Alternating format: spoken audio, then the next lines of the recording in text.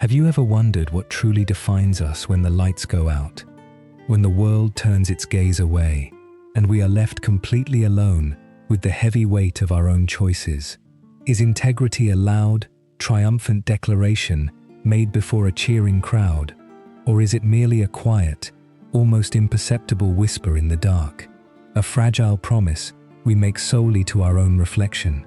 We often spend our entire lives meticulously building monuments to our reputations, yet the truest, most profound measure of our character is usually forged in the silent shadows, in those fleeting, solitary seconds when no one else would ever know the difference between a hidden compromise and a steadfast truth.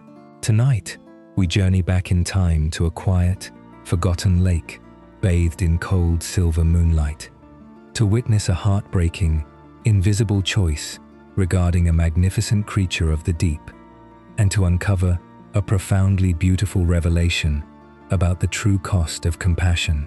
Welcome to Fluttering Moments.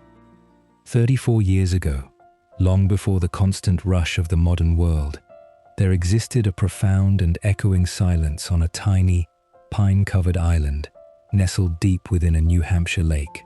For an 11-year-old boy named Liam, this island was not merely a summer retreat, it was an entire universe. It was a kingdom of rustling leaves and deep, mysterious waters, where the complexities of the adult world had not yet begun to intrude. Whenever the opportunity presented itself, Liam could inevitably be found at the edge of the family's small wooden dock, casting his line into the mirrored surface of the lake. Fishing, for him, was never simply a careless childhood game. It was a quiet communion with the unseen depths, a practice in absolute patience. On one particular, unforgettable evening, a palpable sense of anticipation hung in the cooling air. It was the eve of the highly anticipated bass season, a time when the waters would soon awaken with eager fishermen. But for now, the lake remained an untouched canvas. Liam and his father, Ilara, had ventured out to the dock long before the sun had even considered dipping behind the distant mountains, eager to begin their quiet ritual. Between Liam and Ilara, there existed a bond forged in the crucible of these long, silent hours by the water. They communicated not through endless chatter, but through the shared rhythm of the casting line and a mutual respect for the natural world that surrounded them. In the fading, golden light, they began by catching sunfish and perch, using simple earthworms. Liam, with the utmost concentration, meticulously secured a small lure to his silver fishing rod, practicing his casting technique. As the artificial lure danced across the water, it disrupted the twilight reflection, creating tiny, iridescent waves that caught the last dying embers of the sunset. And then, slowly and majestically, the moon crested the horizon, a brilliant sphere of pale light that bathed the entire world in its ethereal glow. The water, previously a canvas of amber and purple, was suddenly ignited. The surface shimmered as if dusted with crushed diamonds, turning those tiny ripples into trailing threads of pure silver. In this magical, suspended moment, there was only the boy, his father, and the boundless, glittering expanse of the lake, entirely unaware of the monumental test that lay just beneath the tranquil surface. The absolute tranquility of the silver-dusted lake was a perfect canvas of nocturnal stillness, enduring only until the very fabric of that piece was violently torn apart. Without a single moment of warning, the small silver fishing rod in Liam's hands, which mere seconds before had been a delicate instrument of childhood reverie, was abruptly wrenched downward. It bowed deeply toward the inky black water in a perilous, trembling arc, its tip nearly plunging beneath the surface. The sheer suddenness of the heavy strike sent a powerful jolt of pure electricity shooting up Liam's arms, making his young heart hammer frantically against the delicate cage of his ribs. He knew instantly, with the instinctual, undeniable certainty of someone who deeply understood the water, that whatever was thrashing on the other end of that tightened line was truly massive. It felt like an elemental force, a dormant leviathan of the deep that had been unwittingly awakened from its solitary slumber.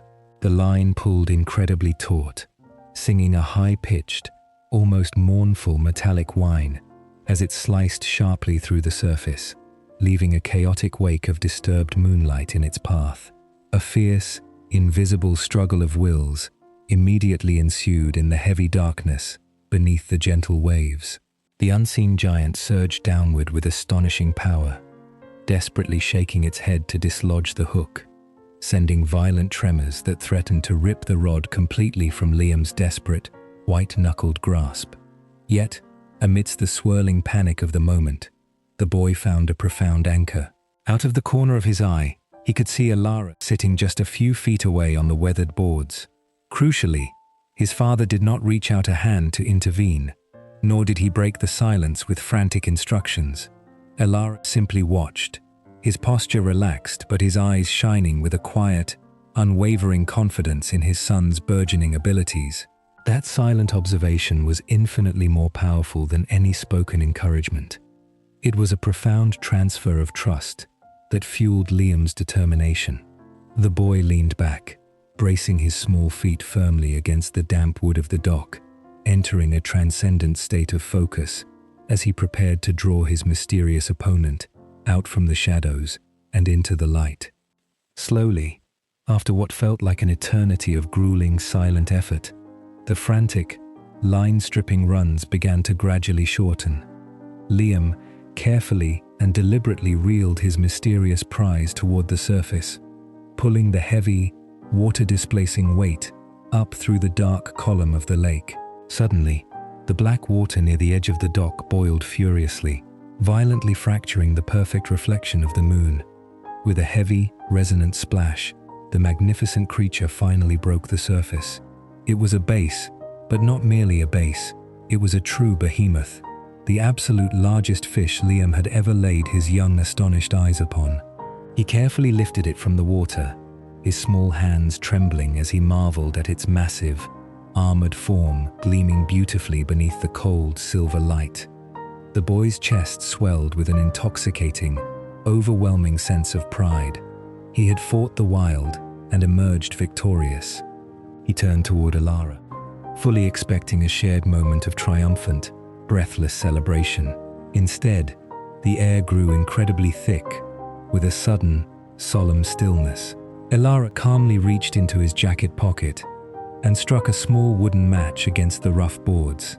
In the brief, flickering orange halo that pushed back the night, Alara checked the face of his old mechanical watch. It was exactly 10 o'clock. 2 agonizing, seemingly insignificant hours remained before the legal base season officially commenced. The match quickly sizzled out, plunging them back into the heavy embrace of the moonlight. With a voice that was deeply gentle, yet as unyielding as the granite beneath the island, Alara instructed his son to release the magnificent creature back into the water. Liam's fragile world instantly shattered. He pleaded desperately through sudden, stinging tears, listening in agony as his father softly explained that the lake held countless other fish. But the devastated boy knew, with a painful, crushing, and absolute certainty, that there would never, ever be another catch as extraordinary as this one. Liam frantically scanned the vast, empty expanse of the moonlit lake. Under the cold, indifferent glow of the stars, there was absolutely no one around. No other fishermen, no wardens, not a single soul to witness a quiet, hidden compromise. The intense, burning temptation to simply keep his magnificent prize warred violently against the crushing weight of his father's unwavering decree. But as Liam looked back into Alara's steady, sorrowful eyes, he found an absolute absence of negotiation. He slowly realized, through the bitter sting of his tears, that true integrity cannot be paused or suspended just because the world has turned its back. With a heart that felt as heavy as a stone, Liam finally surrendered to the painful, inevitable truth. His small, trembling hands reached out, gently holding the colossal, panting creature. Operating with a heartbreaking care, he slowly worked the silver hook free from its tough jaw, severing the physical tie to his greatest childhood triumph. He lowered his arms, plunging his hands deep into the freezing, dark water. For a fleeting, suspended second, the giant bass rested quietly against his palms. Then, with a sudden, explosive swish of its powerful tail, the massive creature darted downward, instantly dissolving back into the impenetrable depths, leaving the boy with empty, dripping hands and a fractured, yet undeniably pure, conscience. 34 years have quietly slipped away since that unforgettable night on the lake. Today, the young boy who wept on the dock is a highly successful architect, navigating the bustling streets of New York City. The modest wooden cabin still stands steadfast on that secluded island, where Liam now brings his own sons and daughters, teaching them the same quiet rituals of patience by the water's edge. True to his agonizing realization, he has never again caught a fish matching the magnitude of the one he surrendered. Yet, that magnificent creature did not truly vanish. It swims vividly into his consciousness every single time he stands at the crossroads of a difficult ethical decision. Ilar had shown him that while recognizing right from wrong is simple, living an ethical life is profoundly difficult. Would we reject a hidden shortcut to success when absolutely no one is watching? We would, if we had been taught to throw the biggest catch back, learning the invaluable weight of truth. Doing the right thing leaves a permanent mark on our souls, a story of quiet strength we can proudly pass down. It is not a tale of lost glory, but a testament to how our hardest choices make us stronger to move forward. Have you ever had to throw your own magnificent catch back into the dark waters? Share your own fluttering moments in the comments below, and if this story touched your heart, please leave a like as we continue to navigate the profound depths of life together.